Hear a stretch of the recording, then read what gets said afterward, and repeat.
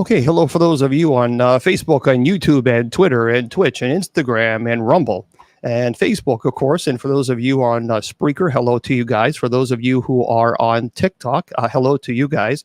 Okay, yeah, folks, I know. I'm fully aware. I'm fully aware what happened today. So I know. Uh, so first of all, I've already reported a person to the FBI. So moderators, if there are anyone who comes in and makes a comment about that, again, those other comments that were illegal, you need to screenshot that and you need to send that to me, and I will send it to the FBI agent in Louisville. I'm not going to tolerate that. That won't be tolerated here. So I'm going to make that very clear. This is not the place to do it, and I will give you my word as God is my witness. If someone comes in here and makes a comment about illegal stuff, about, again, which I'm not going to repeat, the disgusting comment that was made, comments, I am going to report you to the FBI. And I guarantee you, you will get a call from the Secret Service. So that I'm telling you now. So while you may think it's cute to troll, today is not the day to do it. So I'm going to make that very, very, oh goodness, really? Is that right, Charlene? Is that true? Goodness gracious, today's crazy. Okay. Well, Charlene, thank you for letting us know. Richard Simmons has passed away today. His birthday was just yesterday, so he was 76 years old. I had no idea. I just did not know. So yeah, he was 76 years old, and he has passed away. Good grief, man. Okay, so let's talk about this. Okay, let's get this done. And talking about this, because everybody, I know it's on your mind. I know. So here's the deal, and I'm going to say it again. If anybody comes on here and makes a comment that is illegal, I'm going to screenshot it, and I swear to you, I swear to you, I will submit a comment that is illegal to the FBI. I'm telling you this now, so don't be stupid and think that it's cute, because it is not. It is illegal. It is a felony. So I'm just giving you heads up now, because I've already had to do it to a couple people on TikTok.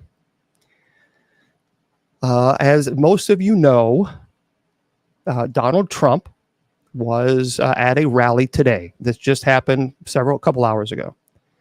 And there was an active shooter who decided to do something stupid. And Donald Trump had apparently his ear had been struck.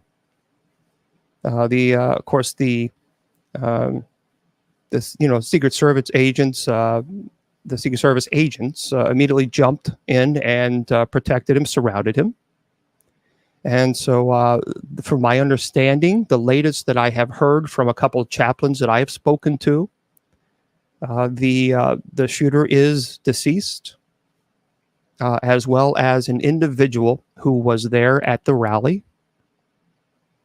So anybody who thinks this is cute, you are disgusting. You truly are. You are so emotionally and unethically lost. There's just no hope. I mean, I'm sorry. Here's the deal. I don't know why anybody would make a joke of this. I can't get it. So let me make this very, very abundantly clear. I don't talk politics on the show. And the reason, and here's why. Because I think there are far too many people who are going on social media and throwing fuel on the fire. And it's everywhere now. It is everywhere. And there are so many people that are spreading misinformation. And then they're causing people who are mentally unstable to do things like it was done today. Folks, you need to understand that if you go on social media, you need to really be careful about the words that you use.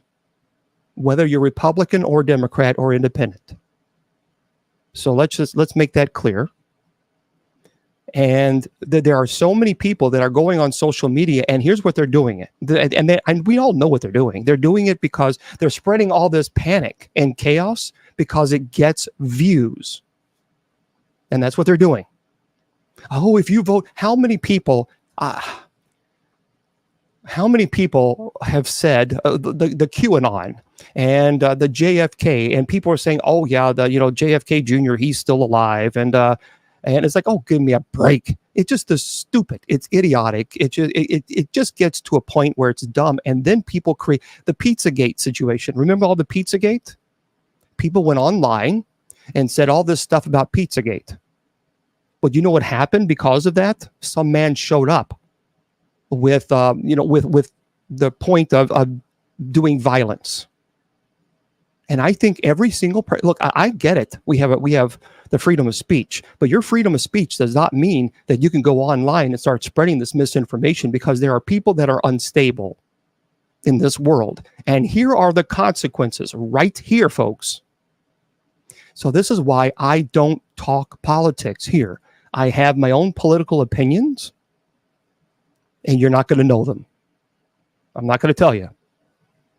If I did, I would guarantee you that I would have thousands of views. I would guarantee you I'd have 1,000 people on TikTok right now. Guarantee it. If I put a little picture right here, will be Trump 2024 or Biden 2024, and I guarantee you just that alone would cause such a reaction that people would flood to TikTok, and I would have over 1,000 people in the room right now. Guarantee it. But do you know what my background is? Christ. That's my background. Christ. Because I am not going to use a situation like this so that I can get views, so that I can get clicks, and so that I can get paid extra money on TikTok. I am not interested in that. Not interested. So you know that when you come to this presentation, to this platform, it's Pizzagate. Yeah, just type in Pizzagate, and people were spreading this ridiculous. I can't go because I can just Google Pizzagate, and people were spreading these lies. And this person showed up at this pizza parlor, ready to do violence to the owners of this parlor. And then ultimately he was arrested because he found out that there was no basement in this ridiculous pizza parlor. But see, that's what I'm talking about. These people who are spreading these conspiracy theories, and they're feeding into these mental unstable individuals. Folks, this is dangerous stuff. This has got to stop. And let me tell you a secret. This is when it will stop. When you choose no longer to watch those bullshit videos, when you no longer, yes, I said bullshit. Don't watch those videos. Don't watch those lives. Just don't do it. Do not watch those lives, because when you watch them, you feed into this insanity. You feed into this danger. So don't watch them. Turn on the next video and don't feed into that, because the more you watch, then the more people come into the chat room, and that means you get paid more money. So if we just stop feeding into this crap.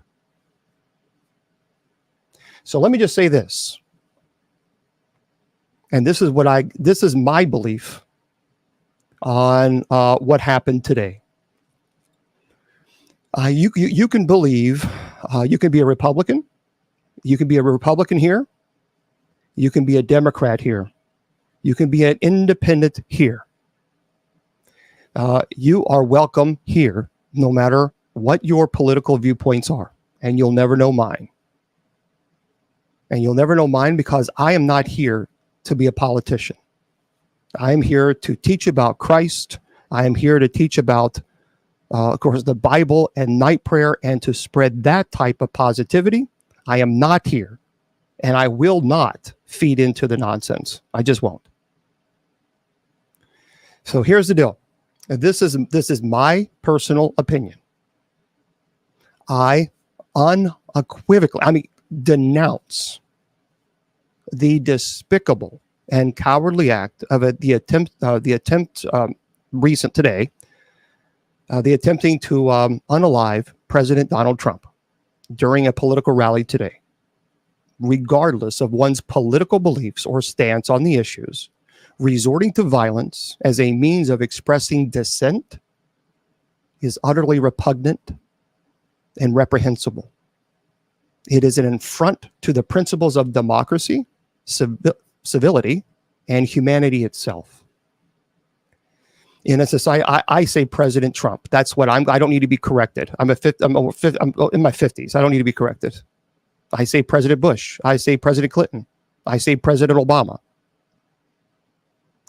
And so we also live in the society where we think we always have to correct each other. In a society where differences of opinion should be resolved through dialogue, debate, and peaceful means, the use of violence to silence or harm others is unacceptable and deplorable course of action. It undermines the very fabric of our society and threatens the fundamental values that we hold dear. And furthermore, the spread of political misinformation for the sake of garnering likes and followers or any other selfish motive is equally abhorrent. Misinformation not only erodes trust in our institutions and democracy, but also inflames tensions, incites violence, and deepens division within society.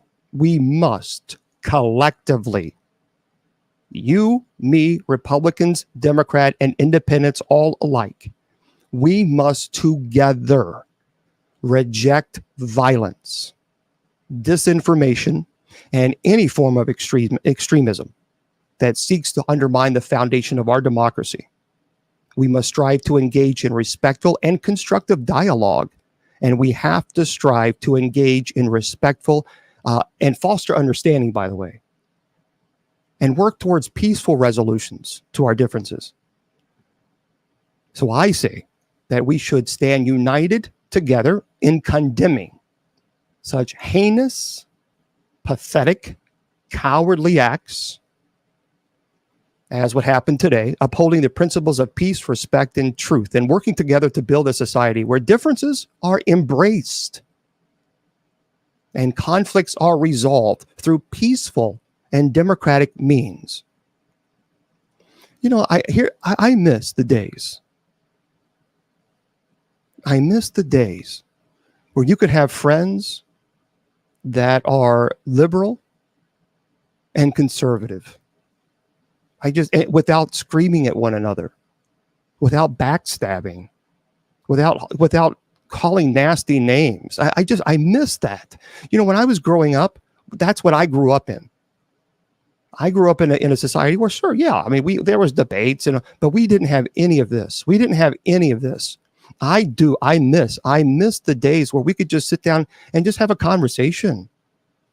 Now, this happened long before Cosby. This happened long before Obama. There was, I mean, let's be honest. Now, come on. I mean, the Vietnam War certainly didn't bring the country together. So we can look at the presidents, and we can easily say, yeah, there was a problem here, there was a problem here, there was a problem here. This has been false. I think social media. I think the issue really is social media, because it's so easy to attack one another without actually having dialogue. I don't understand. I don't get it.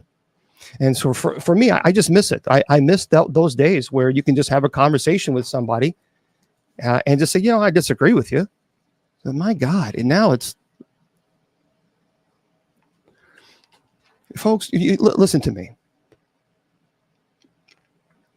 People all around the world, they're watching this. All around the world. And this to me is sad. This breaks my heart. Whether it would happen to Biden or Trump or an independent, it breaks my heart, because then we have that perception of America, and that's not the country that I love. I hate this. I hate this violence. So you have to remember that this is much bigger than just in your intimate circle of friends or circle of world. This is an entire world's watching this. So here's what I'm going to say. I am going to pray for Donald Trump. I am also going to pray for the individual who lost their life today, who was at his rally. And I am also going to pray for the person who chose to make this terrible decision, because my faith teaches me that I'm to pray for everyone, for my friends, for my enemies, and for everyone who I may not agree with. And this is just, to me, it breaks my heart to see this. It just breaks my heart to see this. So if you're coming here, if you're coming here on this social media and you're wanting me to start bashing Trump or bashing Biden, then you're going to be bored out of your mind, because we don't do that here. We just don't. So together we can lift one another up, and we can speak out against the violence. And please do yourself a favor. Do yourself a favor, folks, no matter who you are. Don't go to anybody else's chat that is causing people to scream and yell and holler, because they're loving this right now. Because before I came on air, I was flipping through the some things on social media, and the hosts were loving it. I mean, they were salivating. They were loving that people were screaming and yelling and cursing, because it has their views. It has their views. So we don't do that here. Okay. And that's just the way it goes. Now, I like I said, I have my personal political views. And you'll never know what they are. You'll never know if you think that I'm a liberal or conservative. I won't tell you. And here's why. Because I want you, if you're a conservative, I want you to feel comfortable to speak to me without thinking that I'm just going to shove, liberal ideology down your throat. Or if you're liberal, I don't want you thinking that I'm going to, shove conservative ideology down your throat. I'm not here to do that. That's not why I'm here. So, okay. So there we go. Hopefully that answers that question, and we go from there. Fair enough. Yeah. Yep. I just I agree. But unfortunately, Joseph, someone did lose their life today at the rally. And to me, that breaks my heart, because whether or not you like Trump or not, that's a person's family member. That's a wife or a father or a mom, a dad. That's someone's family member. And so I just, to me, that breaks my heart, knowing that someone just went to a rally, and now the family is mourning the loss of a loved one because someone, through what I believe, either through mental illness, clearly, and certainly under ordinary demonic activity, decided to do something that was just barbaric, truly barbaric. So, like I said, you don't have to like Trump. That's okay. But I think we can all agree this is too much. This goes too far. So anyway, a rally attendee and the person who did the act has passed. So, and last I heard, Trump is fine, and so let's see. He was. It's not saying who the person was that passed, but I don't know, that just breaks my heart. So anyway. Okay. So there we go. And that's what we're going to say about that. And in the name of the Father, and the Son, and the Holy Spirit. Amen. And Heavenly Father, we ask that you protect this country.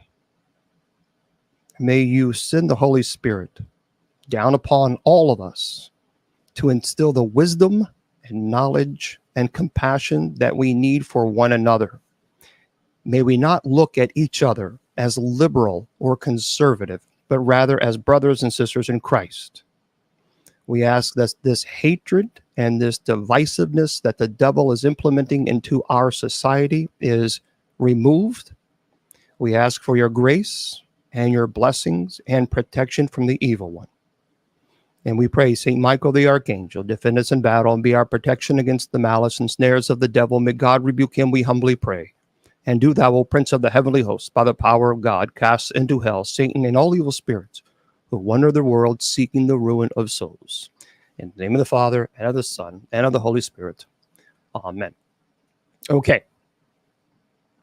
So now, Miss Wilma, by the way, she is she's not feeling good.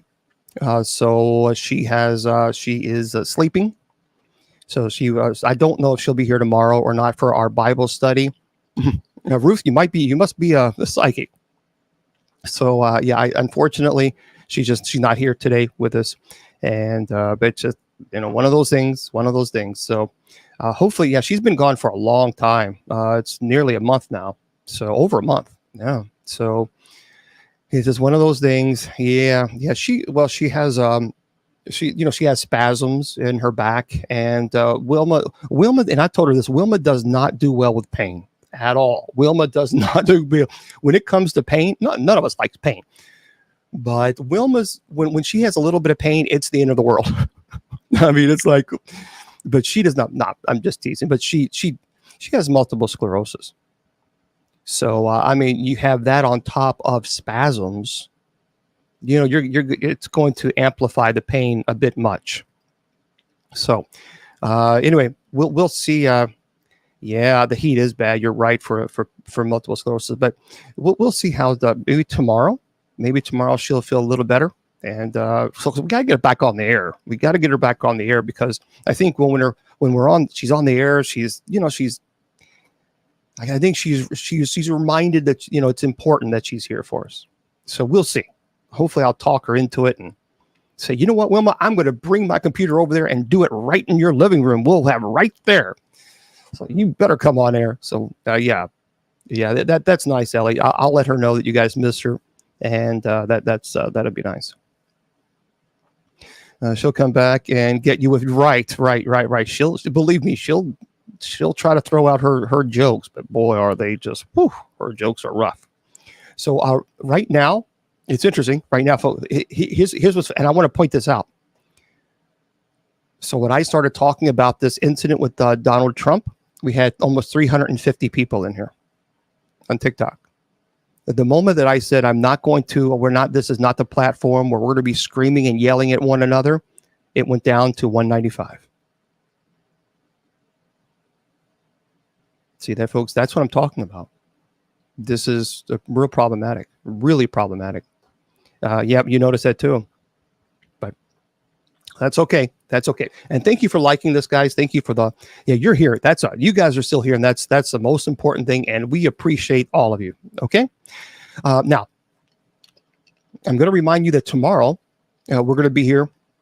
I'm not signing off, but tomorrow we're going to be here at 8 p.m.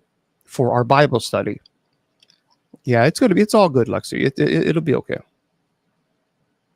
And this is why it's important too, I think, is that you have to turn off. You have to turn off the news. You do. You have to turn off the news, and you have to turn off social media. That's going to cause more anxiety. So that just all that does is amplify the anxiety. So just turn it off. And this is why hopefully we'll have a good time here and get your minds off of that situation. If you want to contact me, so let's say that you're having some issues in your home and you need my assistance, then this is what you have to do. You have to go to bishopjameslong.com and you have to click on the paranormal link. Okay. And then what you need to do is fill out that form. And a member of the Society of St. Benedict or and the Paranormal Clergy, either one, they're going to reach out to it because we work with both. Well, thank you there, Lynn. And they will contact you and say, okay, what's going on? And the reason is we have to do that is because, as I said the other day, I have so many requests on all my social medias. I'm losing them. So It's best just to have one on one spot. You know what I mean? So I want to read something to you guys. I really love this book, by the way. And I read it during Bible study. And I do it also the night prayer. And this is it's a really cool book. Actually, I saw my buddy Santa Corky. That's his name, Santa Corky. He's a great guy. I mean, if there was Santa Claus, that's him. I mean, he just looks like the perfect Coca-Cola Santa Claus. And he's a cool guy. He really is one of those good people. And I mean, he looks like Santa Claus. And so they stream and they talk and they have a good time. And he's just a really good-hearted man, just a good heart. But anyway, I was at one of his lives, and he read an excerpt from this book called Jesus Calling, Enjoying Peace in His Presence by Sarah Young. And what's really cool about this book is the author writes it from Jesus's perspective. So as if he is talking to you. So let me read this. Let me read the excerpt for today, July 13th. And remember, this is as if Jesus is speaking to you. I want you to experience the riches of your salvation, the joy of being loved constantly and perfectly. You make a practice of judging yourself based on how you look or behave or feel. If you like what you see in the mirror, you feel a bit more worthy of my love. When things are going smoothly and your performance seems adequate, you find it easier to believe you are a beloved child. When you feel discouraged, you tend to look inward so you can correct whatever is wrong. Instead of trying to fix yourself, fix your gaze on me, the lover of your soul, rather than using your energy to judge yourself. Redirect it to praising me. Remember that I see you clothed in my righteousness, radiant in my perfect love. That's pretty cool. That's a pretty cool. It's called Jesus Calling. I know it's kind of backwards for you guys. The book is called Jesus Calling, and it's by Sarah Young. And there's 2 G's, by the way, in Young. So it's a really cool book.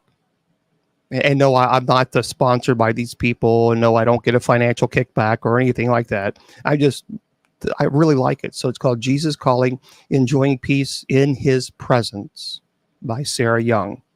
And what's really cool, this is like a leather bound, but it's a good book. It's a good book.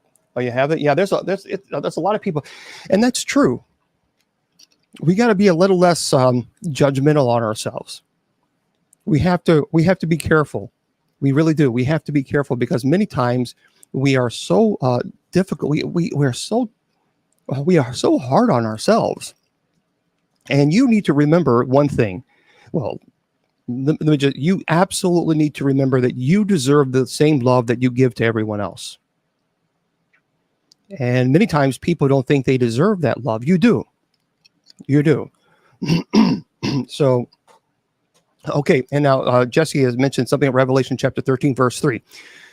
So let me also explain this. This is the 3rd year in a row that I actually taught Revelation, and I went by line, broke everything down.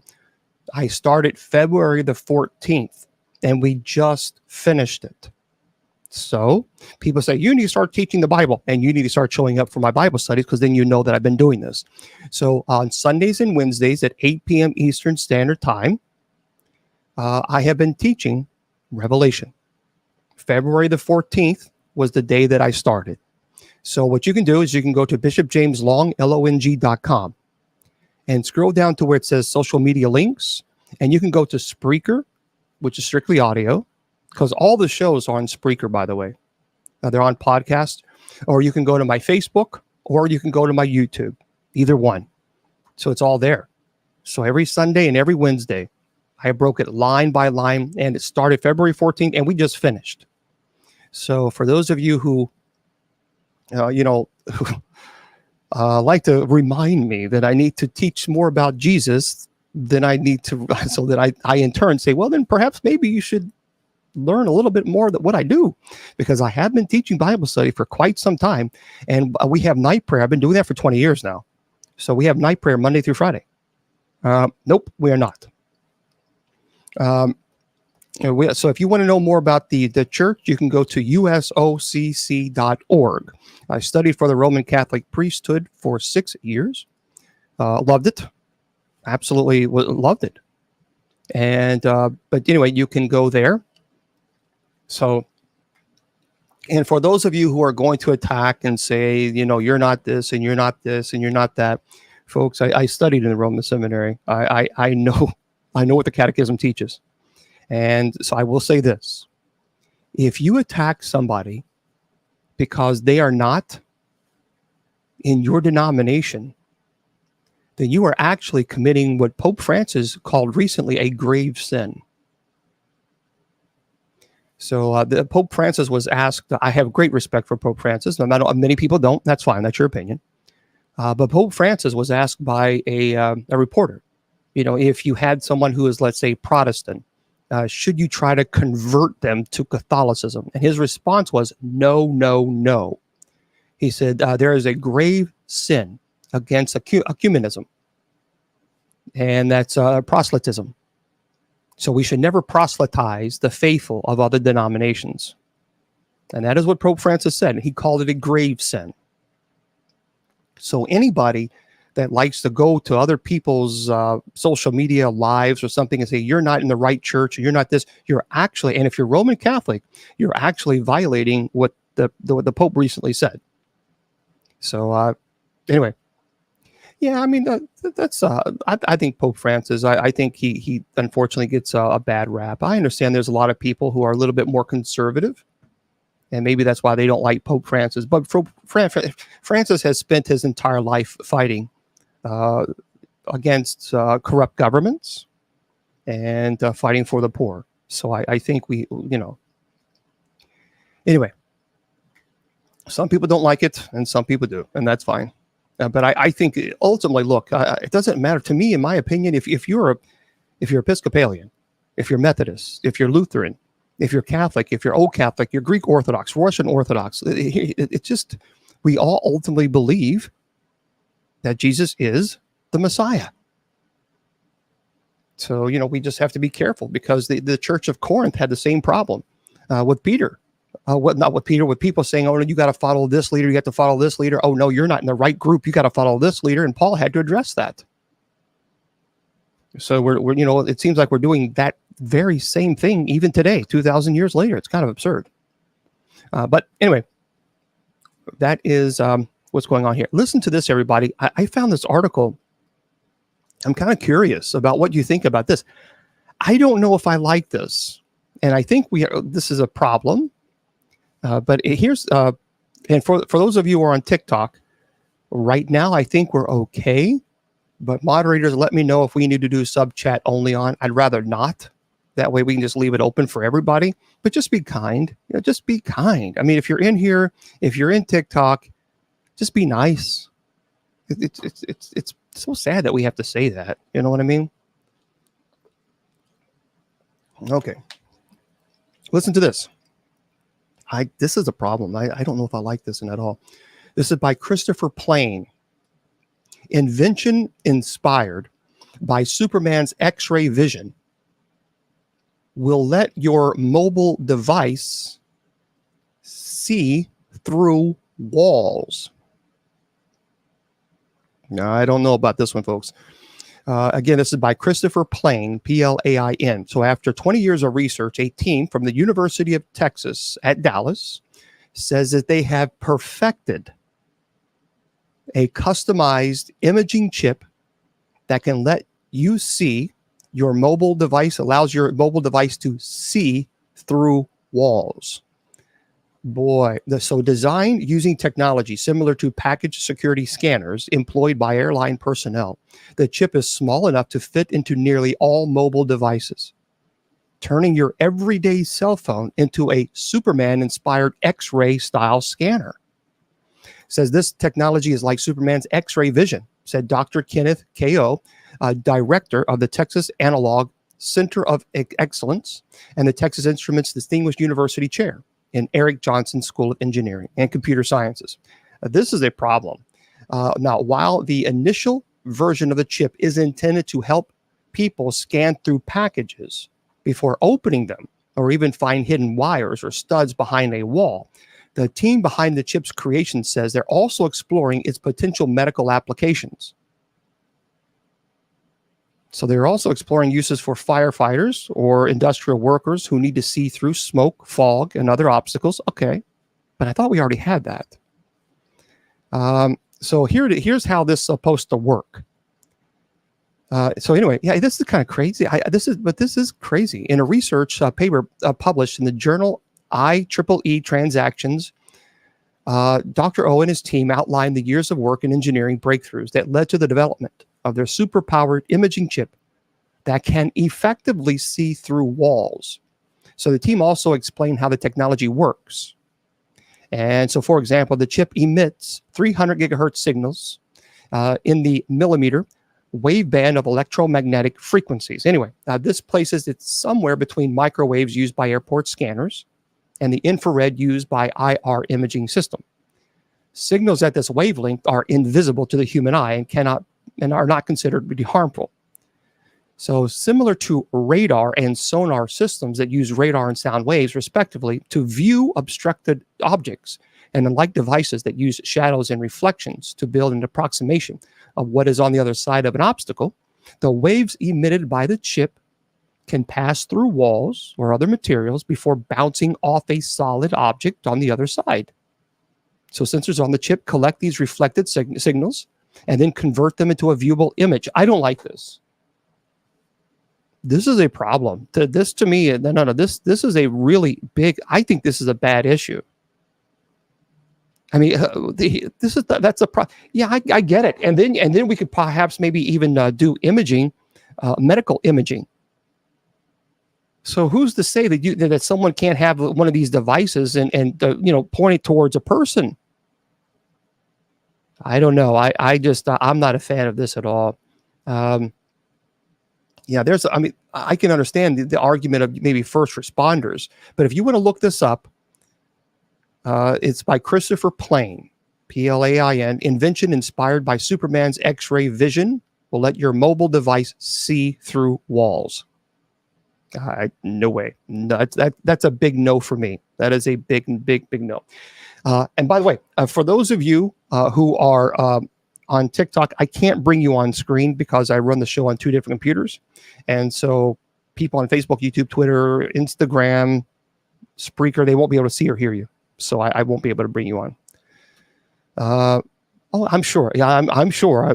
When it comes to the military, it could certainly be already there. But yeah, here's this is an interesting one too. When it comes to speaking of technology, listen to this. This is really, I don't know about this one either. This is by Aman Tripathi, I believe. I don't know. Mind reading artificial intelligence turns thoughts into pictures with unprecedented accuracy. So the special AI learned which parts of the brain to focus on, making the pictures it created even more accurate. So you heard of this? Researchers have achieved a significant breakthrough in the field of neuroscience and artificial intelligence by successfully reconstructing images from brain activity. And for those of you who are offering gifts on the ministry, thank you for doing that. I sincerely appreciate that. I apologize for not thanking you. It's just because I have two different computers running and I can't see sometimes over here. So thank you for the likes, the 52,000 likes, and for the gifts. Thank you. That's very kind of you. So researchers have achieved a significant breakthrough here. So by employing an improved mind reading artificial intelligence system, they could produce closest reconstructions of images, particularly when using direct recordings of brain activity. This remarkable feat was accomplished by scientists at Radboud University in the Netherlands. They have clubbed their previous study with the latest research to generate accurate reconstructions. So as far as I know, these are the closest most accurate reconstructions. I don't know. Now, the mind reading technology development has the potential to pave the a way for treatments for vision loss, which I think is great. But there's got to be some people will take this technology for nefarious reasons as well. So to me, I don't know. There's a wide range of applications. They argue the applications of the technology span various fields. In the medical field, it could potentially restore vision by stimulating the brain to create richer visual experiences for individuals with visual impairments. And moreover, it has the potential to revolutionize communication for individuals with disabilities by providing novel avenues for interaction and expression. I don't know. I still think that's, I don't know. When you start messing with the brain, I agree. It kind of, it does. Bill says it kind of reminds me of Total Recall. Yeah, and the chip in the brain with what's his face? What is that guy? I can't remember his name. Elon Musk. Yeah, I don't know about that one either. Maybe I'm too old-fashioned, but I don't know. I just don't like this idea that crazy. Oh, and by the way, for you guys, if you're ever on the beach and you're walking around, and you're just as a beautiful little summer, and you're like, oh, isn't this great? And then you see a bottle, and there are contents. There's liquid in the bottle. Do yourself a favor. Don't drink the bottle. Don't drink the liquid that's in the bottle. Now, most of us would say, well, duh. Well, this is by T.K. Randall. Listen to this. 5 fishermen passed away after drinking contents of mystery bottles found at sea. Well, why would you? So anyway, the men had consumed the unidentified contents of some bottles found floating off the coast of Sri Lanka.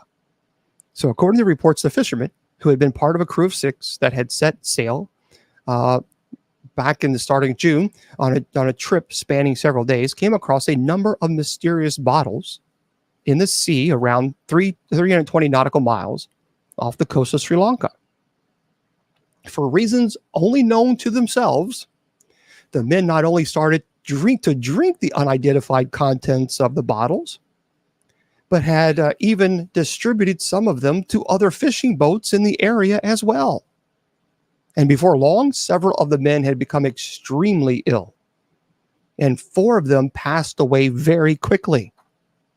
And a 5th later succumbed to the same fate. A few days later, the 6th and only remaining crew member was evacuated to hospital and survived. So it remains unclear what was actually in the bottles or why in the world would men drink the contents. But efforts are now underway to warn other crews, don't drink the bottles. Just don't drink the stuff that's necessary. Don't drink the stuff that's not, just don't. It's possible that the crew believed that the bottles contain alcohol that was still good to drink. So whatever the case, it goes without saying that drinking the contents of random bottles you happen to find floating in the ocean or elsewhere is probably not a good idea. Again, you would think, you're right. Joanne says, what happens to common sense? I agree. That's really, really interesting. But I don't know.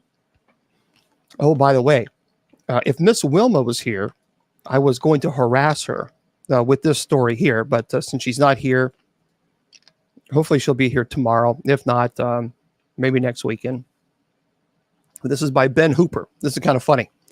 An Alabama woman who was 108 years old. She says she stays young by flirting with men with mustaches. So an Alabama woman celebrating her 108th birthday offered an unusual answer to how she keeps herself feeling young. She says drinking wine, eating dessert, and flirting with men with mustaches. So Helen Denmark, who turned 108 on Sunday, and she was celebrated with a party Monday thrown by her friends and caregivers at Brooksdale Assisted Living in Birmingham. So Denmark says she doesn't feel any older than she did when she was 107. So anyway, she told a WDHN TV she stays feeling youthful by drinking wine, eating dessert, and flirting with men with mustaches. So the centurion said that she still feels very healthy and strong. She says, well, I feel all right. She said, I'll be here when I'm 110. So the United States Census Bureau estimated that there were, and I didn't know this, there were about 101,000 people over the age of 100 living in the United States as of January, and that number is expected to quadruple to about 422,000 by 2054. So certainly people are, wow, that's, there we go. Hey, you know what? Good for her. I mean, drinking wine, eating dessert. So here's, okay, I get that part. I probably won't be, I think the flirting with men with mustaches is kind of not my thing, but I will drink wine and I will eat dessert. And maybe, hopefully that's enough to hit at least 100. There we go. So, so yeah, that's kind of interesting, isn't it? I don't know. Hey, you know, she's got the she's got the recipe for living over 100. So that's pretty cool. That is pretty cool. This is a scary one though. This one is a really, really, well, it's a good thing you don't have a mustache. That's right. That's right. Although I am growing the beard out, by the way. Now, listen to this. This is kind of crazy. This is scary, actually. A hyena was recaptured after it escaped in Nigeria from the zoo. Hyenas are no joke. This would be truly terrifying. I mean, well, thank you very much, Chrissy. This is serious stuff. So this is by Ben Hooper.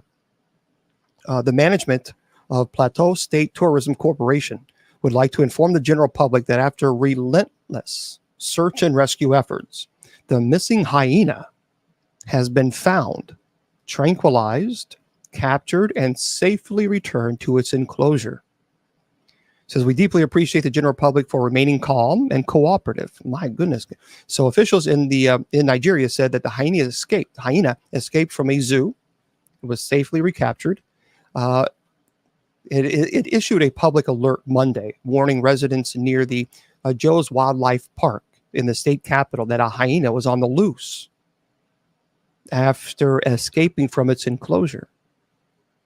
Wow, they have a serious bite for us. I mean, so the general manager of the state tourism issued a statement Tuesday revealing that the animal had been safely tranquilized and returned to the zoo. And right now it's not clear how the hyena managed to escape the facility. Well, I think it's probably a good idea you find out real fast, because that is some serious stuff. I mean, that's, you know, hyenas, and of course hyenas and lions and just hyenas in general, they're pretty scary animals. They're not nothing to play around with. Nothing. You're right. No laughing matter. Absolutely not. Have you had a situation where you just your palm just started itching and it was driving you crazy? Well, I've had that before. Now, if Miss Wilma was here, she'd be able to tell us. It's something about that. There's some whole superstitious thing that if your right hand itches, it means you got to pay a bill or something. If your left hand itches, it means you're going to receive money, or vice versa. I don't know. It's one of them. You receive money, and then the other one, it's you have to pay money. I don't know which palm it is. I think it's, yeah, one of them receives the money, and one of them means you got to pay bills. Okay, Ruth says that if your left palm itches, says you have to pay some bills. So don't ever scratch your left palm. Leave it alone. If it itches, just say, nope, I'm not scratching it. Nope, I'm not doing it. Just start scratching your right one. So start scratching it. Just keep it. So this is Ben Hooper, but listen to this. Ben Hooper says this, a Baltimore woman's superstition about her palm itching led her to winning $50,000 from a scratch-off lottery ticket. The woman, a Baltimore City employee, told Maryland lottery officials she had no intention of buying any lottery tickets last Wednesday, despite being a frequent player. She says, I've been playing a long time, a couple of tickets a week, maybe, and always $5 games. Anyway, the woman's plans completely changed when she felt an itch on her palm. And she says, an itchy palm means money is coming your way, she explained. And the player bought a lots of cash scratch-off ticket from the Baltimore Service Center on East Monument Street in Baltimore and revealed a $50,000 prize. She said, when I saw the $50,000 match, I was sure it was fake. There's no way it could be real. The winner recalled, since she ended up asking a cashier to double check her ticket, and he said, take this home right now. She said, and the winner said that she hasn't yet made any plans for her windfall. She says, I still can't believe this is real. What a blessing. That's pretty cool. That is good for her. That is great. So from now on, when I get gas at a gas station, I'm going to have to say, okay, Palm, you're going to have to, you need it. That's it. I'm scratching my right palm. That's it. Now I'm play the lottery ticket, and we'll have to see if that works. Let me do this puzzle real quick for TikTok. There we go. Puzzle is done. Yeah. So I don't know, folks. That's the secret. That is the secret to winning the lottery. That's the secret. Yeah. That's pretty cool, though, isn't it? By the way, we all, that's right. We all need our right palm to itch, our right palm. Okay. Do you remember the movie, The Blair Witch? Of course, the Blair Witch movie was so unique. And then when that came out, then everybody kind of copied it. But this is the from Wilson Chapman. So if you liked these type of movies, the 20 best found footage movies from Paranormal Activity to One Cut of the Dead. So this is what they did. They put it together. These found footage movies like the Blair Witch. So the Blair Witch is a found footage movie. And so this is what they say. This is from Wilson Chapman. So whether it's filmed, recovered from a crime scene, disaster site, or continuous live video, watched in real time, found footage movies are among the most terrifying titles available to Horror. But it's true. But the problem is I've said this before. I hate when they move the camera around like the person who's having the camera, like he's having an epilepsy, like a seizure. That drives me crazy. It's like, dude, I know it's a found footage. I get it. But I don't need you. I mean, this is, you can't watch a movie. I can't watch a movie like that. So I just can't. There was one of those movies. I think this is probably on. We'll talk about that in a second. But there was a movie that was similar that was doing that. It was like, just stop. So anyway, he says a naturalistic approach to cinema doesn't belong exclusively toward the horror arena, believe it or not. Some film historians posit that the first found footage film was The Connection. It's an experimental joint by Shirley Clarke from 1961. But anyway, here are the alleged, in their opinion, the 20 best found footage movies ever made. From the standard bearers like Blair Witch and some other ones. So this number 20 is called Hell House, LLC. 2015. I have not seen this one. But this doesn't have much to distinguish it from other found footage films in the terms of setup. There's a documentary, crew investigating a haunted house. It's been closed up for 15 years, only for the ghosts of the past to haunt them and leave. I'm not going to tell you the spoiler alert because I just read it. I have not seen it. But anyway, Hell House only has an execution to lean on, and unfortunately, it executes at a high level. Have you guys seen that? It says, if you're afraid of clowns, tread lightly with this one. So it's called Hell House, LLC, 2015. Have not seen it. Now, this movie I did like. This was a really, really interesting movie. It's called The Visit, 2015. So if you have not seen the movie called The Visit, I think you would like it. It's a really good. I think it's one of my favorite movies. So coming off a massive career slump, M. Night Shyamalan managed to earn back some goodwill by shedding his signature pro-face seriousness to make a campy, self-aware, found footage treat. There was some kind of like a found, but for the most part, it was professionally, it was professionally done. So the camera wasn't moving around. There was a couple times, but it was rare. So The Visit boasts a high concept premise following two kids as they record a documentary about their grandparents during a 5-day stay at their farm. So I'm not going to tell you, because if you have not seen it, I don't want to tell you anymore. But it's not one of those movies where the camera's everywhere. You'll like it. It's called The Visit 2015. The next one is called Chronicle. I don't know anything about this. In 2012, it's a horror film that a found footage thriller. Chronicle is one of the more effective superhero films of the 2010s, even if it's been tarred by the career failures of its director, Josh Trank, and personal controversy of its screenwriter, Max Landis. So basically, it's about to remake a compelling trio of teenagers who gain mysterious telekinetic abilities from a bizarre object in woods of their boring Seattle suburb. And rather than putting on tights to fight crime, they do what most teenagers would do if they become gods and start playing silly pranks. Oh, you like that one? Called Chronicle 2012. Have not seen it. The next one is called Unfriended 2014. I have not seen this one, but one of the first screen life horror films. Unfriended is surprisingly clever found footage film that commits fully to the bit. Every action scene in the film takes place on the computer screen of teenager Blair. Well, that sounds kind of dumb. Whose chat with her friend groups via Skype goes off the rails when an anonymous user crashes the party and gets revenge on them for a prank. Did you like it? That one was okay. Unfriended 2014. Okay. This was in 2017. One Cut of the Dead. One Cut of the Dead. Hold on. I got to do Instagram. Instagram. You're driving me crazy. So let me fix Instagram real quick. Open mic part 2. I don't even know if anybody watches it on Instagram, to be honest. So let's remove,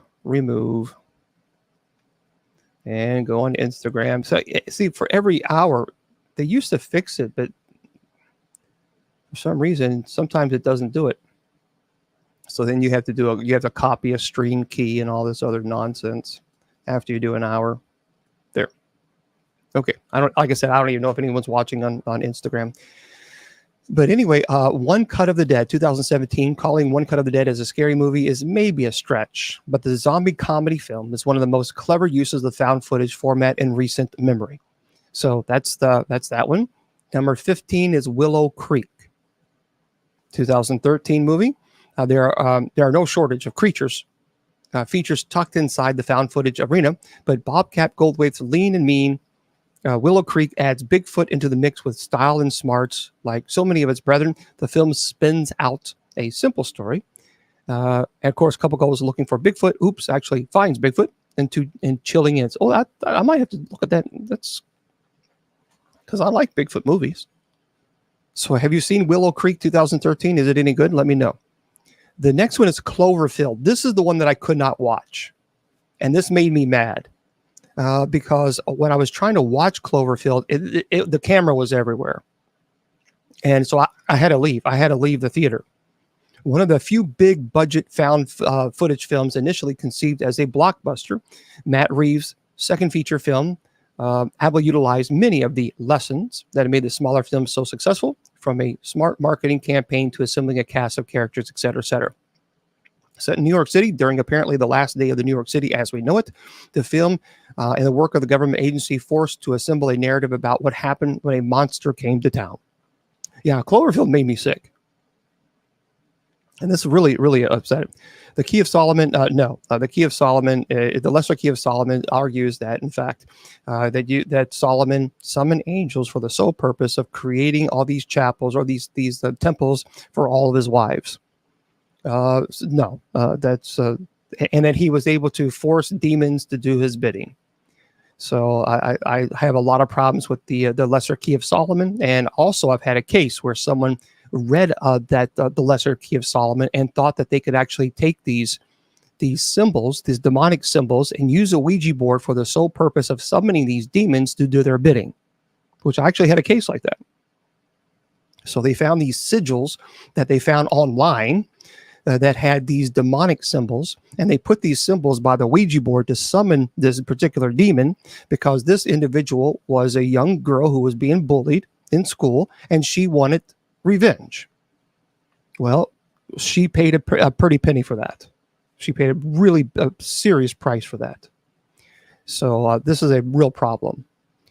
Okay, The Sacrament. Now, I have seen The Sacrament. This is a really, really interesting movie. It's loosely based on Jonestown.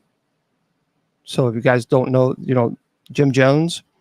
Well, that was a horrible situation. But The Sacrament 2013. Okay, that's it. 2013, The Sacrament. It's a horror-based movie, basically. The Sacrament, anchored by charismatic performance by Gene Jones as the leader of this cult in Eden Parish, is a gory, nerve-shredding, dread-infused reinvention of the Jonestown Massacre of 1978. That's it. It was a really interesting movie. So if you've not seen that, The Sacrament, but I don't think that was more found footage, because it looked like it was just professionally done. VHS 2012. One of the most exciting horror anthologies in recent years managed to find a new spin on found footage horror by giving a bunch of emerging filmmakers making talent the opportunity to explore the approach in their own unique ways. Have not seen it, have no idea if it's any good or not. You'll have to let me know if you think that's actually good. VHS 2012. Number 11 is The Last Broadcast, 1998. If you haven't heard of The Last Broadcast, I have not, and you enjoy found footage horror movies, it's time for you to watch The Last Broadcast, a hidden gem in the 90s indie horror that was ahead of its time.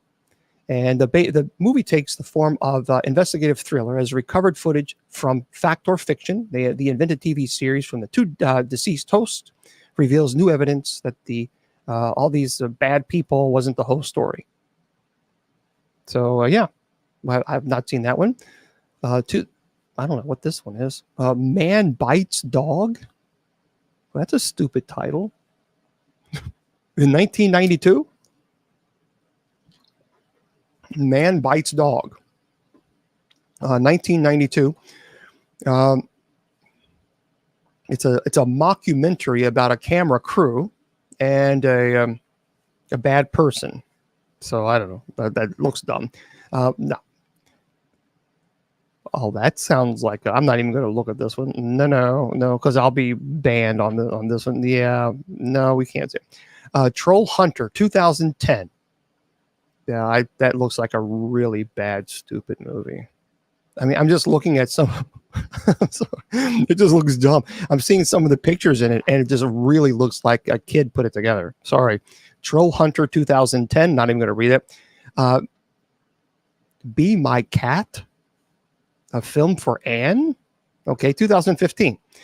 When inspiring filmmaker Adrian puts out a call for amateur actress who looks like Anne Hathaway, he seems harmless enough. But what follows is a film for Anne's is nothing short of nonstop nightmare that's actually anchored in unhealthy obsession. If was good. Let's see. I'm trying to find. Oh, you mean It? Here's one. Host 2020. The definitive found footage outing the COVID director hosts centers on a seance held over Zoom that was supposed to be harmless fun between friends, and perhaps you can already see where that perilous premise is heading. So, okay, it's called Host 2020. It's called If. When is that movie? Let me see. I don't know. So it's an If movie. Here it is. 2024. The stupid monster. Are you talking about? Wait a minute. You're saying this is it, so this is good? You think this is actually good? I like Ryan Reynolds. So I do like Ryan Reynolds. Um, Ryan Reynolds plays a really great movie. He did a called Voices, and that was really, really good. So if you have not seen, I'm watching the trailer for If.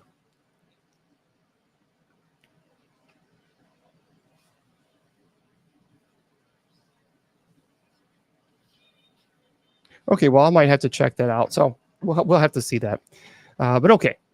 But if you've not watched Voices, Ryan Reynolds, it's really intense. It's a very intense. I thought it was a great movie. Paranormal Activity 2007. We know about that one. REC 2007. The next one is now. I have seen this one. This one is honestly, this is a good movie. This, if you like horror movies, thriller movies, I didn't really like the second one, but Creep 2014.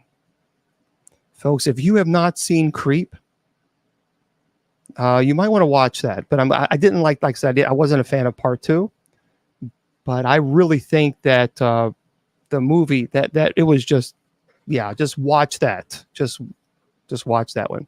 And then he says in number 2, Lake Mungo, Mungo. Thank you. Lake Mungo, 2008. A little seen Aussie found footage feature that deserves closer examination. Joel Anderson's first film combines classic horror like a haunted house with some wrenching family drama, and adds in a generous, understandable pessimism for the time. Well, let me just type in Lake Mungo 2008 trailer and see. We'll do a live feed right now. Let's see. Trailer. Lake Mungo, Mungo. Probably butchering it, but you know. Hold on there. YouTube's got to play the little, advertisement. Okay. Gosh, a 3-minute and 32-second trailer. Okay. We're watching Lake Mungo. Okay. Oh, it's one of those stupid movies where they're moving the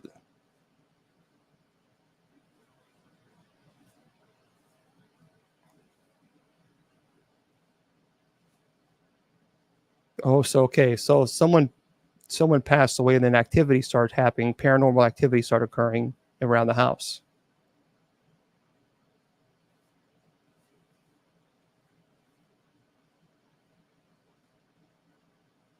That's interesting. I mean, I might have to take a look at that. They basically just put up some footage, just some cameras up, and captured some information. So, and then of course the number one, they say Blair Witch Project. I still think the Blair Witch Project in 1999 was very well done. I saw the second one. The second one was big time. It was just, they really messed up the second one big time. I didn't like that one. I just wasn't not a fan of that at all. I'm trying to find. Oh, listen to this. People, of course, every year, they always say this person's name, Baba Vanga. Everybody, every time we're flooded. And in 2000, and we'll be flooded in 2024, starting in November and December. We'll be slammed with social media posts about, Baba Vanga's prediction for 2025. Well, most of them have not still come true in 2023. And of course, they did it again in 2020. They did in 2023. Oh, here's the Baba Vanga's prediction for 2024. So here, this is by T.K. Randall, the mystic who is attributed with foretelling many major world events, allegedly, made several predictions about the coming centuries. So born in Bulgaria in 1911, Baba Vanga spent most of her life in the mountains, and she was renowned world over for prophetic predictions about the future. While a great deal of skepticism has always surrounded the accuracy of these predictions, many people remain adamant that she had successfully foretold a wide range of major global events. Now, even though she passed away in 1996 at the age of 85, her predictions are still referenced and scrutinized. And according to various news outlets, for 2025, here's what she predicts. She predicted the beginning of a series of events that would culminate in the end of civilization several thousand years in the future, the year 5079. Okay. This will initially take the form of an unspecified deadly conflict that will take place in Europe. Her prediction for 2028 is a lot more bizarre. Apparently, humanity will be desperate for energy and will go to Venus to find it. Oh, let's go to Venus. We can't even get to the moon. You were to go to Venus in 2028. Anyway, which seems unlikely given that Venus is essentially a high-pressure hellscape. Yeah. Anyway, by 2076, Vega predicted communism will have taken over the entire world. And then in 2130, humanity will make first contact with an intelligent alien civilization. I've already done that. We contacted Miss Wilma. Things get a little out there beyond this point with some sort of war between Mars and Earth occurring in the year 3005, and the Earth being no longer able to support life in the year 3797. And then, of course, that leads to 5079 and Vega's prophesied end of days. And, of course, it's important to take these predictions with a pinch of salt. So, yeah, what? Can you send me Bitcoin you sign? First of all, I didn't sign anything of a Bitcoin. You know what? You, Malet, you are really a problematic person. Go away. Sorry, a troll. A troll that loves to go on Facebook and YouTube. It's kind of getting on the grounds of kind of uncomfortable thing now. It's like yeah, it's kind of weird. Yeah, when those people kind of stalker kind of a vibe. You know what I mean? Yeah, it's getting stalker feeling. I love Krampus. Yeah, I love Krampus. Yeah, I had to. I muted her because it's becoming stalkerish. I'm gonna have to probably deal with that now. Okay. Now listen to this one. This is really interesting too. I have not seen this one, the trailer, but I'm gonna have to take a look at it because a lot of people have said that they really like this. Oh, I've had several stalkers in my time. It's not comfortable, and that person, so I just blocked her. So, right, Ruth. Afraid trailer. John Cho and Catherine Watterson's smart home turns deadly in Blumhouse AI thriller. You want to be converted to a vampire? Well, that would imply that vampires exist. And so I don't know, Sebastian. I've been in the paranormal community for a long, long, long time. And I met a lot of people. And I met a lot of people who claim that they were psychic vampires. But I've never met I've never met the Twilight vampires. I've never met a vampire that sparkles in the sun, that turns into a bat, that grows fangs. But I have met a lot of people who say that they're psychic vampires. But what does that mean? No. Someone said that they want to convert into being a vampire. I don't know. I mean, okay. Yeah, it's kind of a Blade. Is that now a movie? What is that? What is that? I don't know what Blade is. Is that a movie? Well, it's a 1998 film. I guess. It's a vampire. Okay, it's a vampire movie. So, I got you.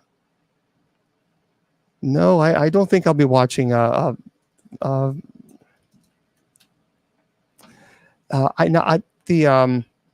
Now, some vampire movies are pretty cool. I got to meet the actor on Fright Night. And then let's see, Nosferatu. I'm trying to find. Oh, I got to tell you, Underworld. Underworld was a pretty cool series. If you, it got kind of really dumb. I think like on the fourth one, it was kind of getting really bad after I think the third episode. But Underworld was actually really, really, really cool. That was a really interesting. And of course, 30 Days Night. I do like I will. Now, here's what I will say. No, I'm not hating on Twilight. Look, you can say if you like Twilight or not, but the fact is, I mean, Twilight made how much money? I mean, so obviously it was unbelievably successful. I didn't hate the series of Twilight. I didn't. I thought it was well done. I mean, they clearly knew how to market it. So, Frankenstein, I don't think so. I've not seen Trolls. Trolls, I don't think I would like. I don't think I'd be a big fan of Trolls. There's a few. Let me get them, and then I can tell you. So hang tight with me. I'm going to be calling it quits here pretty soon because I'm starting to get a headache. I suffer from migraines, and there is a. If you have not seen this, it's really, really interesting, and it's loosely based on a true story called The Terror. It's season one. I've not seen season two, but season one, called The Terror, that is really, really interesting. It's haunting, suspenseful, and based on true events. The Terror is the story of a perilous Arctic voyage. So if you've not seen, you've ordered it? Oh, good. That's really good. That's The Terror, season one. That is really fantastic. The Franklin Expedition, I believe. Yeah, there were two ships from England that tried to sail out to the Arctic to find a particular passage. And boy, what happened? It was really a fantastic. Yeah, I haven't seen season two because season two has nothing to do with the first one. So, Silent, have you seen season two? Did you see it?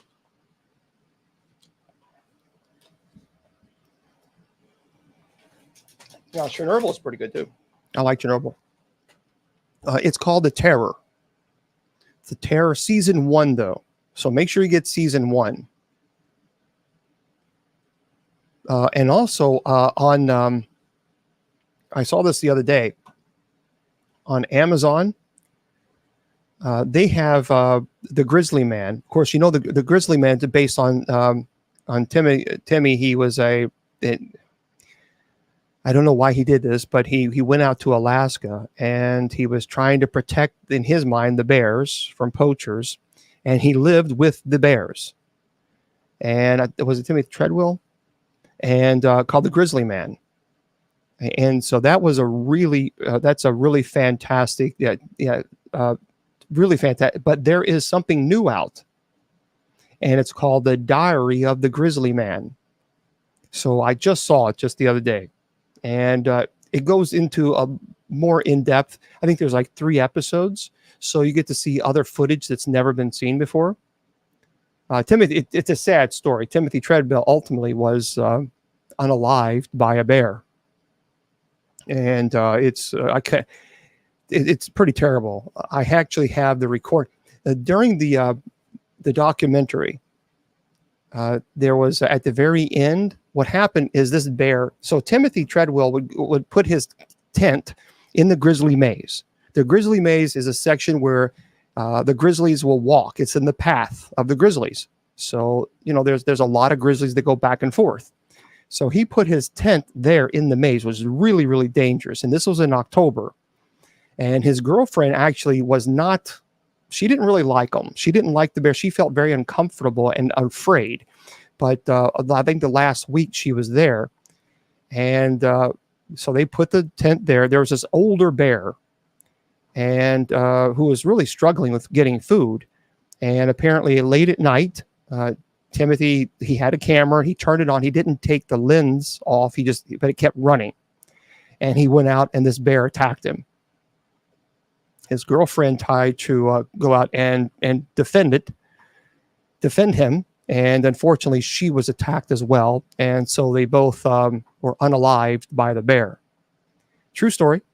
And there was an individual that I kind of knew in Hollywood that got his hands on the actual recording. So in the end, you see the director with Timothy Treadwell's friend, and she was listening to it, and she said she didn't want to hear it anymore. Well, apparently that audio got leaked. And so I actually have the sound of the recording of when the bear was attacking them, and it's pretty terrible. So yeah, it's pretty. I mean, she keeps telling him, fight back, and yeah, he's screaming. It was horrible. But that's the Grizzly Man, and then there's the Diary of the Grizzly Man. So it's brand new. Of course, let's see. I'm trying to find. Here's the deal: if you like movies that are back in the old days, where the railroads, where they were building the railroads, and they were kind of like in a race competing against trying to build these huge railroads all across the United States. There is a television show, but it is adult oriented 100%. Kids should not be watching it. But it actually is very, very well done. And it's called Hell on Wheels. There are 5 seasons, but it's not for kids. It is not for kids. So if you've not seen that, if you like, watch the Adam Project, okay, I will. So Hell on Wheels was very, very good. There's also another great show. I like Western movies, but that are not like movies that are made in 1960s, 70s. I like modern Western movies. You know what I mean? Like Deadwood. So Deadwood is also a phenomenal series. Again, absolutely 1,000,000% not for kids. But if you like Deadwood, especially in that time, in that era, that's a really phenomenal show. Only 3 seasons, by the way, which is a shame. There's also another movie called Leap of Faith. If you've not seen that, take a look at it. It's Steve Martin. Steve, let me tell you something. And it's loosely based on a true story, by the way. And it's loosely based on Peter Popoff. So let me tell you a little bit about Peter Popoff, good old Peter Popoff.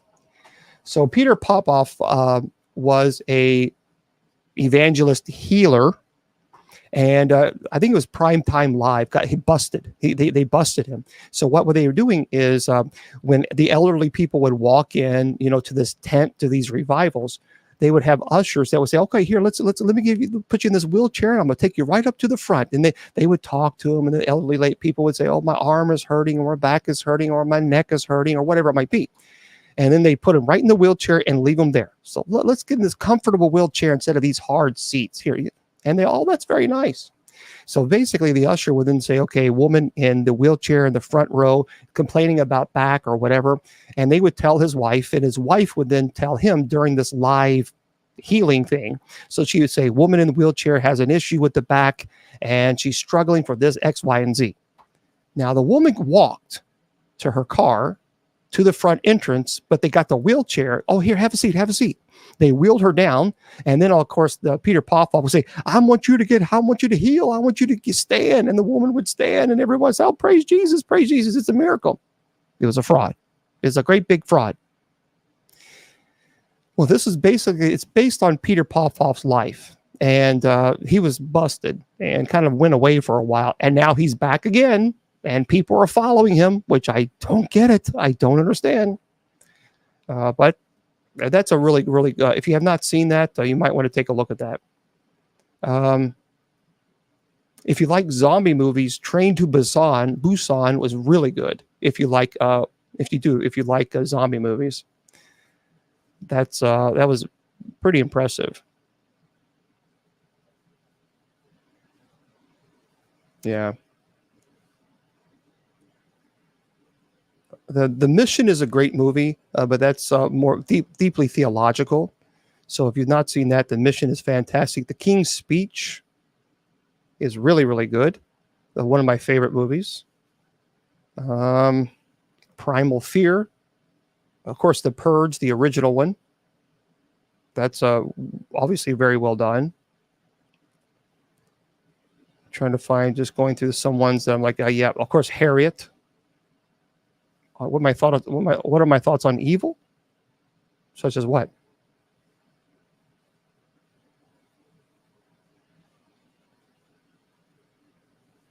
Evil is in, it's a TV show. I watched season 1, but I just lost interest. I don't know why. I lost interest. An American Haunting is actually, I love movies set, like, I really love movies that are set in 1870s, 1880s, 1890s. I've always liked that type of era. So I've always enjoyed those type of movies. Get Out was a phenomenal movie. If you've not seen that, Get Out was terrific. If you want a scary movie, The Descent. The Descent is a pretty intense movie. I have not. Jane Fonda, but see, that's an older movie. See, I don't like movies that are like 1980s, 1970s that are Western movies. I like movies that are new, that are set in Western. They look better to me. Don't Look Up. Oh yeah, Hands Speak to Me. I forgot what it was called. Yeah, I forgot that movie. I forgot the name of the movie, but there's something about the hand or something. I'm not really for sure.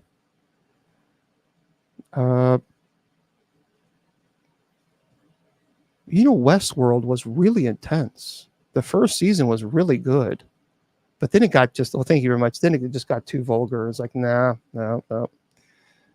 13 Days is a phenomenal movie.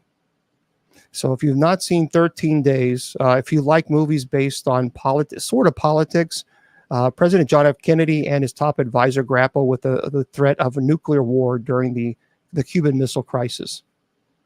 That was really fantastic. So if you've not seen that movie, it's called 13 Days. Really, really good. So I'm just kind of going over the ones that I maybe really I enjoyed.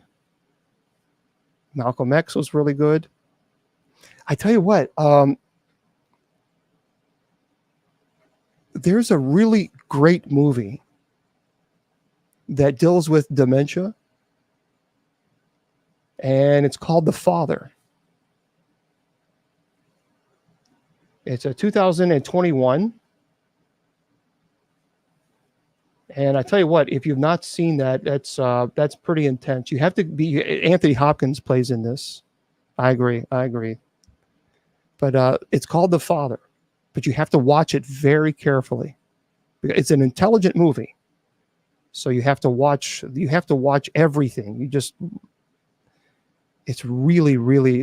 It's sad to see. It'll break your heart, but it was very well done. Of course, Nefarious, I've already talked about that. I do like Nefarious.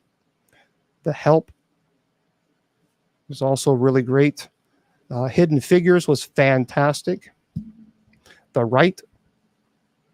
Yeah, we're doing opening mics now. That's what opening mics is.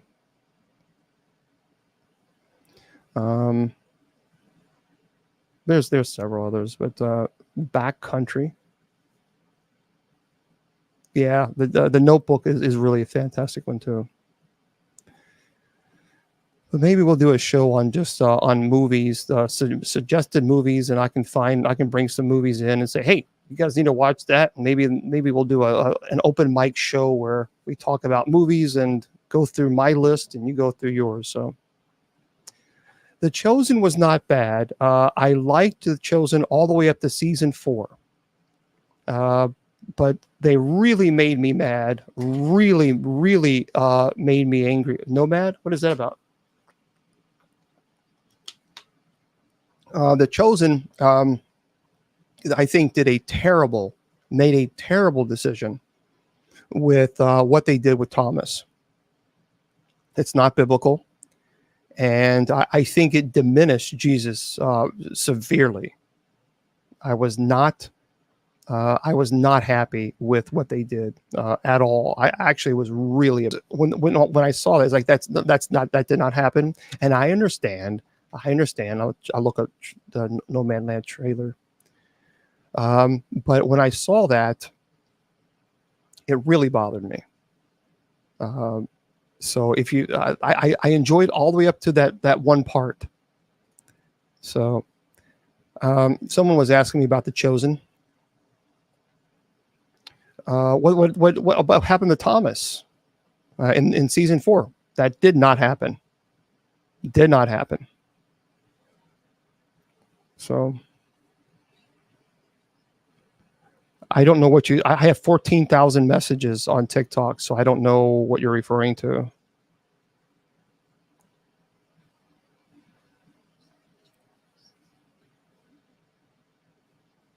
I'll have to watch Nomadland. I'll have to watch that, yeah. I did watch Mothman. Yeah, that's interesting.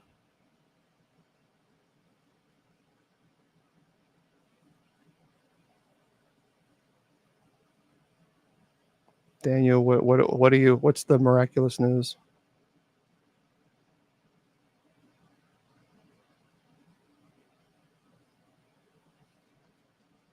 Yeah, Angela's ashes. You're definitely. I'm going to have to remember that. But yeah, I just see what The Chosen. Right, I agree. But the problem with The Chosen is, it made me really mad about Thomas. I don't want to ruin it for people because if they haven't seen it. But let's just say Thomas's fiance was unalived at one of Jesus' teaching event, and Jesus did not heal her, but he raised Lazarus, this cousin from the dead, who's been dead for 4 days. So that to me was just really upsetting. I didn't like that. It's not biblical. And it really, really upset Thomas. And I just think it ruined it. I think it was a bad decision. It was a stupid decision, actually. They shouldn't have done that. Because when they did that, I thought, you know what? I could completely understand why Thomas would lose faith in Christ. I mean, how can you? Thomas was deeply in love with this fiance. She was unalived by a Roman soldier, and Jesus chose not to heal her. So just chose not to do it. But yet his cousin Lazarus, who's been dead for 4 days, Jesus shows up and raises him from the dead right after he refused to heal Thomas's fiance. So this is why it's just, that's not biblical. They should not have done it. No, Jesus did not do that. Jesus raised Lazarus from the dead. Thomas was not engaged. Thomas's fiance was not unalived in one of Jesus's teaching, and Jesus did not reject to heal Thomas's fiance. That is not biblical. No, it's not. So this is what I'm trying to say to you. And that's a problem. That is a problem. And so Thomas was very upset, and he was hurt, and he was struggling with why Jesus did not save his fiance. And I understand. And then the scene after that, then Jesus finds out that his cousin passes away, been passed away for 4 days, and he shows up and raises him from the dead. Well, you know what? You give your whole entire life to follow this guy, and he refuses to raise your loved one up and heal her, but yet his cousin, after been passed away for 4 days, I'm going to heal. No. That's not biblical. Nope. Didn't happen. Didn't happen. And they should have never done that. Never done that. They should have never done that. And not only that, but you have to remember also that, I mean, there was a lot of things that I didn't like in that. So, nope, wasn't a big fan of that. I agree. Yep.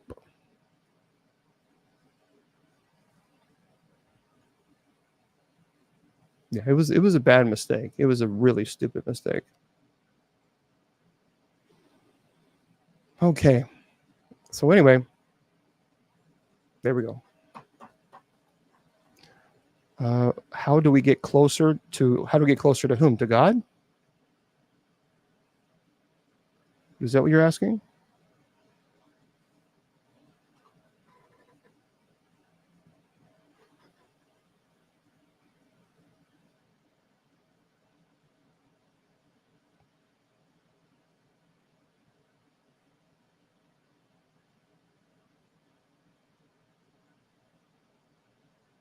Oh.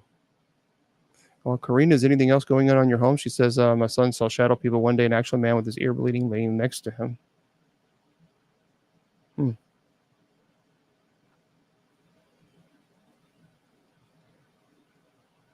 See, shadow people, there's a lot of theories. I've done shows on shadow people. There's a lot of theories in the paranormal community about what shadow people are. I have had cases where I've seen shadow people where it was demonic in nature. And I've also had cases where I've seen shadow people where there was no demonic that was present. So it really is that there's a theory it's to shadow people.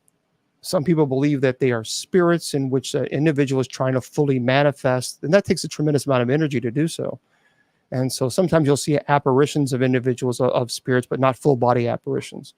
So there are places where I've seen shadow people that I felt it was 100% demonic, and then there was times it was not at all. Yeah, I absolutely believe that our loved ones can communicate with us. The danger that happens is that people start doing things they shouldn't do to try to communicate, such as the Ouija board and things of this nature, or seances. It's just something you should never ever get involved with. So,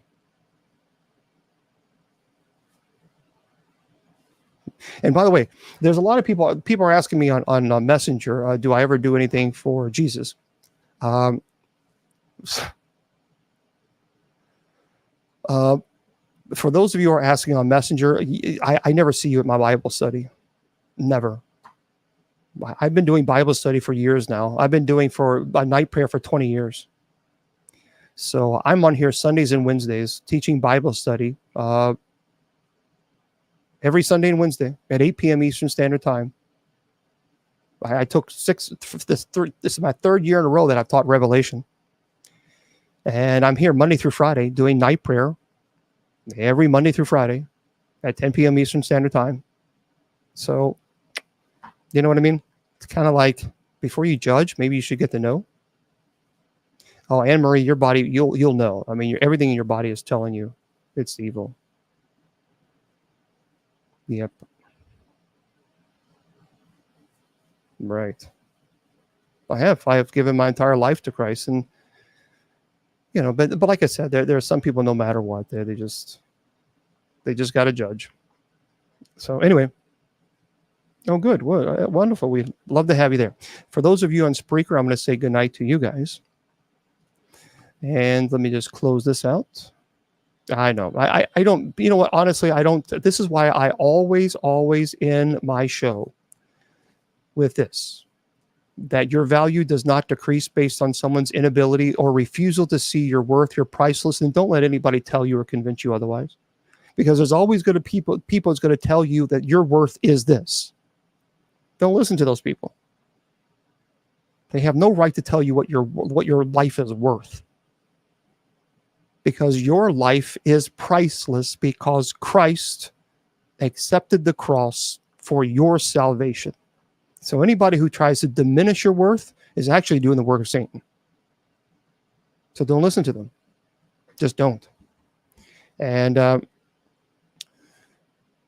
been on since 8:00. I'm starting to get a really bad headache. I suffer from chronic migraines, and so I'm going to be closing shop up here really soon because I have cluster headaches, and within 5 minutes I could go completely in extreme pain. So I'm getting there. So tomorrow we're going to be here at 8 p.m. Eastern Standard Time for Bible study, and I hope that you can join us. Make sure you're here. Just be here tomorrow. at 8 p.m. Eastern Standard Time, where we do Bible study. For those of you on Facebook, YouTube, Twitter, Twitch, Instagram, and Rumble, good night to you guys.